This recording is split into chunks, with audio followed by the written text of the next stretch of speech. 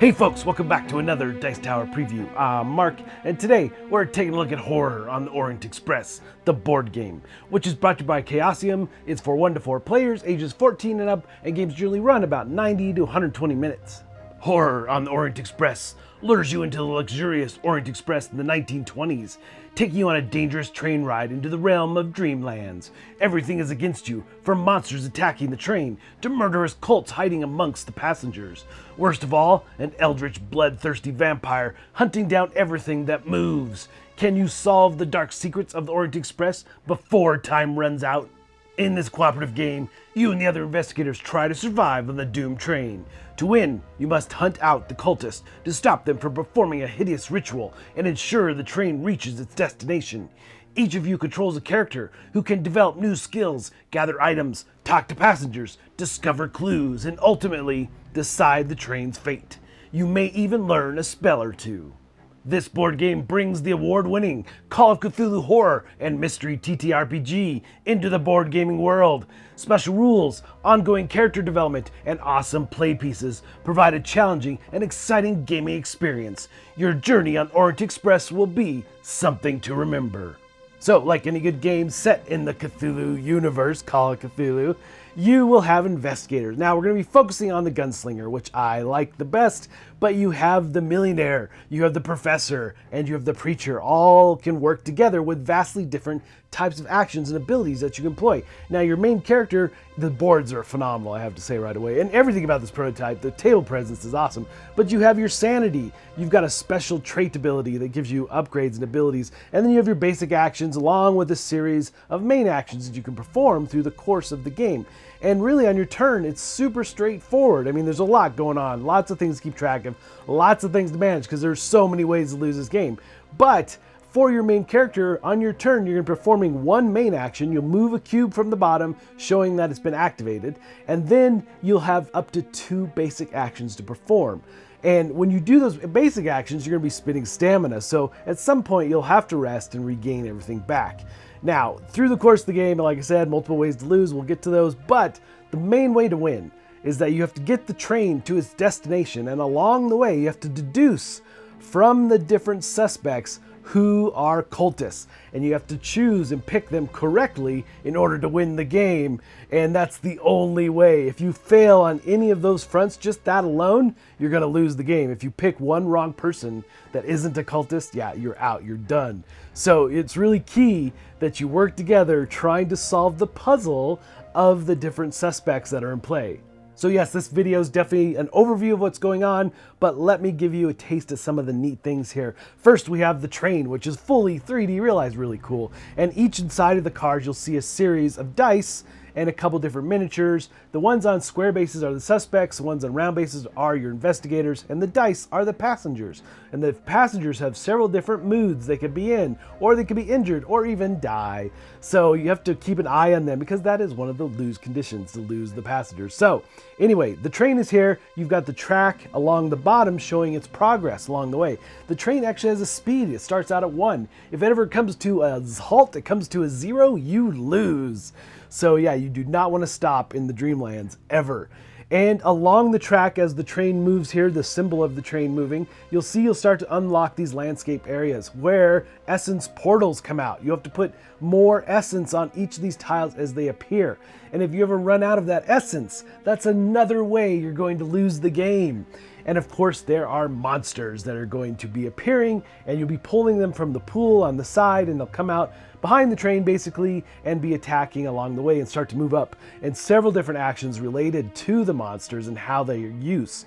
But it's all driven by the events and what's going on. But the thing with the monsters is that once you go to pull a monster and there are no more monsters, yes, that is another way to lose. Oh, and for the passengers, when they do die, you'll take one of the coffins and place it over the dice, visually showing that they've perished. And the thing here is that there are only 7 of those, so you know, again, when you lose the game. Now, the passengers, the faces on them can be angry, they can be calm, they could be shocked, they could be injured, they could be dead, obviously. So lots of different faces on these. Obviously happy is one as well, but those are going to dictate a lot of things that are happening and how you interact with them and things, as well as what the monsters are going to do to them based on the faces that are available, especially when there are insane passengers. Can change up a lot of things in the game, adding power to rituals and all kinds of different things. So you got to keep an eye on those faces, one of the many things that you have to keep in check throughout the course of the game and how you deal with the oncoming threat. Now, a couple other ways you might lose the game. In a game like this, as you'd expect, all your investigators have sanity. And as you slowly lose your sanity, if any one player loses all of it, you're going to lose the game. And finally, there are rituals which could have lose the game conditions attached to them. So it is an interesting mix of how do I manage all these things. You really feel like you're managing the oncoming storm as you're trying to solve the puzzle of those suspects. So suspects. The suspects are going to have several different types of tokens that you're going to have to reveal through the course of the game through various actions and things that you're doing. Now, these tokens are various different types, and they're going to be randomized, and so you never know who's a cultist and so forth. But you'll see that you've got tokens with an eye that are a feature. You've got the green ones, which are desire, and finally a ticket token showing where their destination is. Now, you have some really great cheat sheets in this game, reference cards in general. This one here shows what you're looking for in order to find that cultist, the different sets of types of icons and tokens that you need to find. Now, the big giveaway, the number one, is the blood red fez. If that ever shows up, automatically a cultist, and you know who it is, just throw them off the train. And you actually have that option in this game to throw them off the train, which I loved. And then others is just how you mix and match the tokens that you find, how many purple ones you find, how many goblets, and their destination, things like that. So this is a great cheat sheet for that. And they also give you a card for marking off the tokens that you've found so far, so you can help deduce who might still be a cultist. Now, through every course of the game, since that stuff is random, you could end up with only one cultist who has the red fez. But, you know, likely there's going to be other combinations that happen as well. And again, like I said, using your actions and talking to the suspects and talking to passengers, you're going to help deduce that.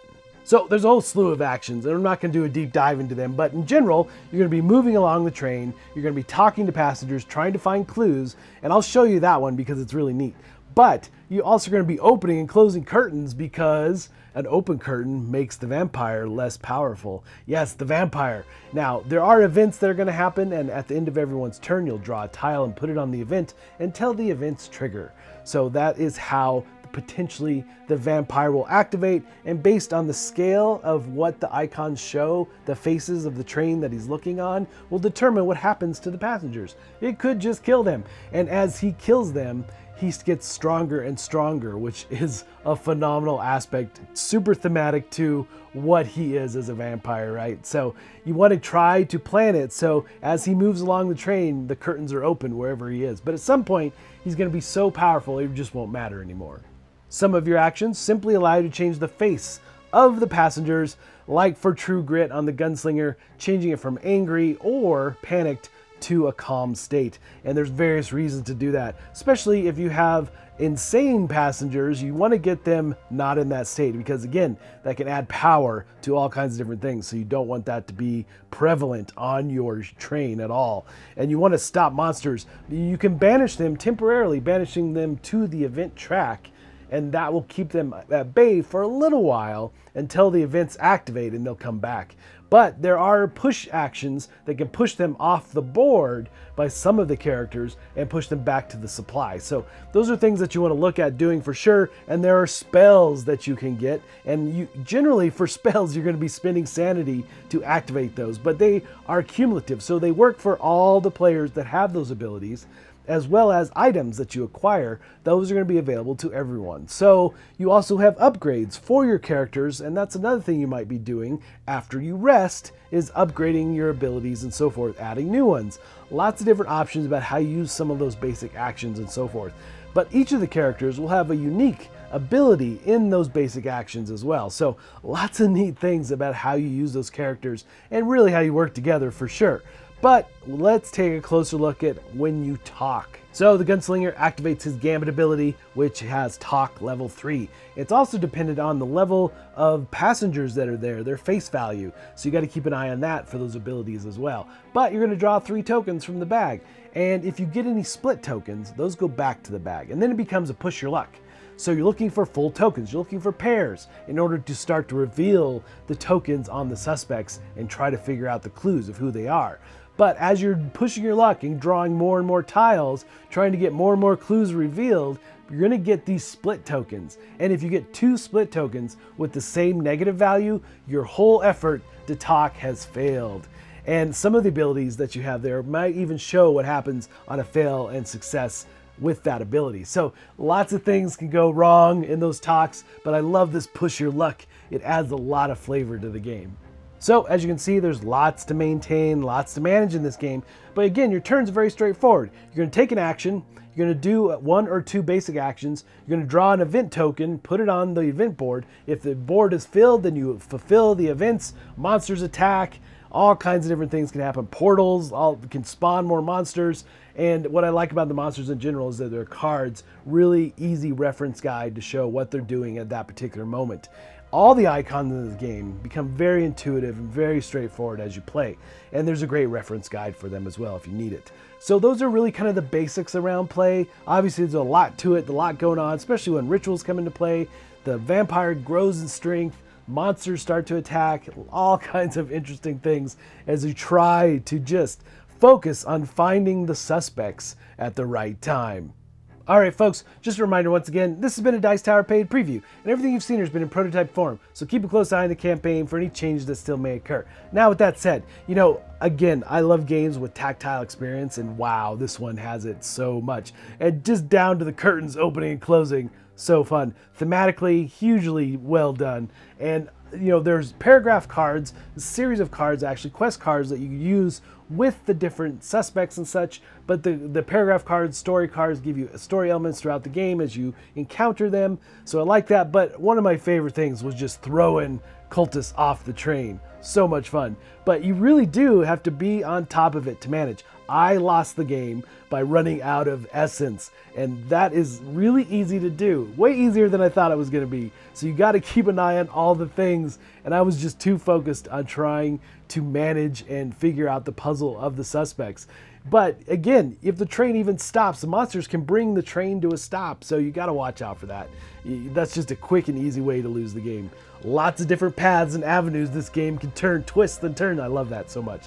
But folks, ultimately, if this looks like something of interest to you, I'm sure they'd appreciate your support. So I think that's it from me, and until next time, we'll see you at the table.